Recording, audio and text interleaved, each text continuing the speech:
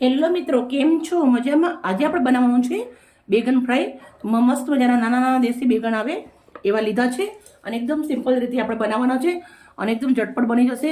તમે દાળ ભાત જોડે ખાઈ શકો છો અને કઢી જોડે ખાઈ શકો છો. અને જે રીંગણા બહુ જ ભાવતા હોય એમના માટે તો એકદમ સ્પેશિયલ હશે. એકવાર જરૂરથી બનાવજો.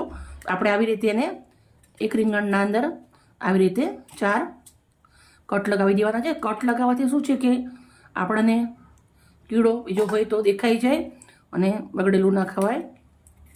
આપણે આવી રીતે જે ફૂલ આવે રીંગણના એ સાઈડના અંદર આવી રીતે કટ કરી દેવાના છે. પહેલાં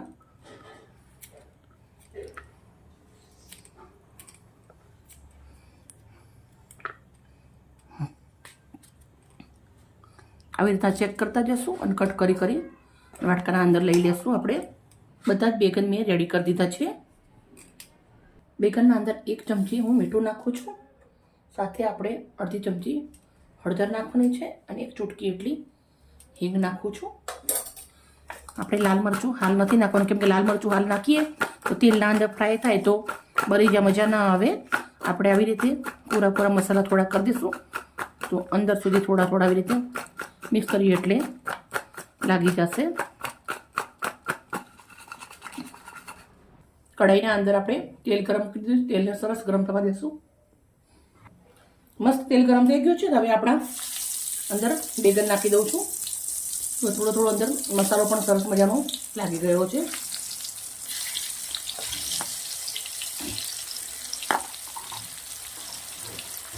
મિત્રો, તમે બેગનનું શાક ખાતા જશો પણ તમે આવી રીતના ફ્રાય કરેલા ખાશો ને એમને ખરેખર બહુ જ મજા આવશે.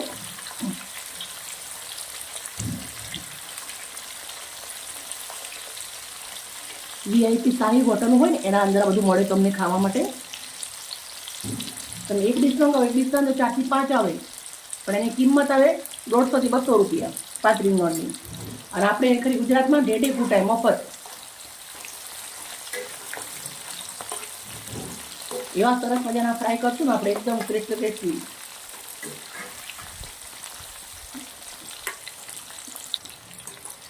આપણે વચ્ચે આવી રીતે એને ફેરવતું રહેવાનું, જ્યાંથી કરીને એક બાજુ બળી જાય અને એક બાજુ કાચા રહી જાય એવું ના થાય.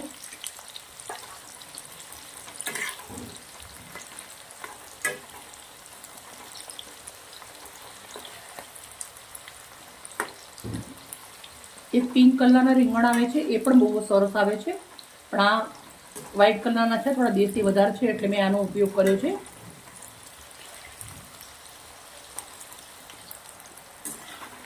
મિત્રો, તમે બેગન જોઈ શકો છો એકદમ મસ્ત મજાના કરારા થઈ ગયા છે.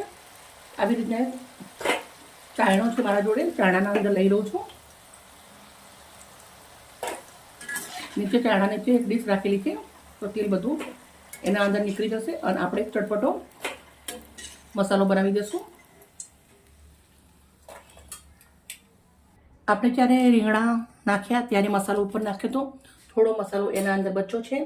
એના અંદર જ આપણે ચપટી મીઠું નાખું છું, 1 ચમચી લાલ મરચું નાખું છું, 1 ચમચી ધાણા જીરું નાખું છું, થોડોક એવો અમચૂર પાવડર નાખું છું. હવે આ મસાલાને મિક્સ કરી દેવાનો છે. મસાલો મિક્સ કર્યા પછી આપણા જે રીંગણા મસ્ત મજાના સોણા તળેલા છે એ નાખી દઉં છું. તમે જોઈ શકો છો મસ્ત મજાના રીંગણા રેડી છે. તો આપણે એના અંદર નાખી દેવાના છે. રીંગણા નાખ્યા પછી પાછું આપણે આવી રીતે એને મસાલાથી કોટિંગ કરી લઈશું.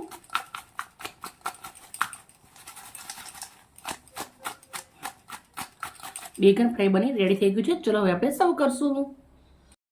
મસ્ત મજાનો એક તવો લીધો છે. તવાના અંદર આપણે આવી રીતના બેગન લગાવી દઈશું.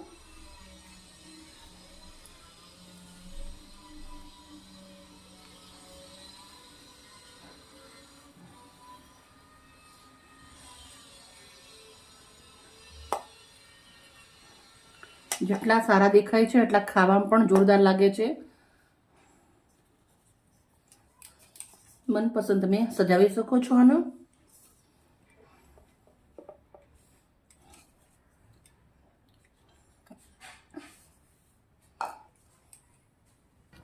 સરસ મજાના સજાવીને મેં રેડી કરી દીધા છે. મિત્રો, મારી વિડીયો સારી લાગી હોય તો પ્લીઝ મને લાઈક કરજો, દોસ્તોને શેર કરજો અને આવી જ મજેદાર રેસીપી હશે. કાલે મળીએ. Okay, bye bye.